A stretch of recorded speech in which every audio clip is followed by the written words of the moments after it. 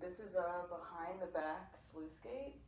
And what a Sluicegate is when you have one staff that's sliding and the other staff is rotating 180 degrees in the direction that the other staff is sliding in. You can do this vertically or you can do this horizontally. And when I start with the behind the back Sluicegate, I'm starting with one hand horizontal behind my back like this. And the other staff is starting at the top position here. And so while this staff is sliding downwards to my side, the other staff I'm finger twirling behind my back. And so that's the way that you come down, that's the way that you come up.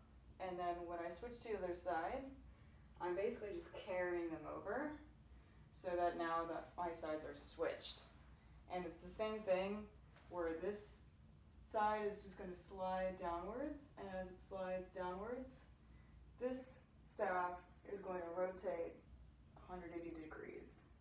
And it's going to do that on the way back up, carry over to the other side, 180 degrees. Finger twirl,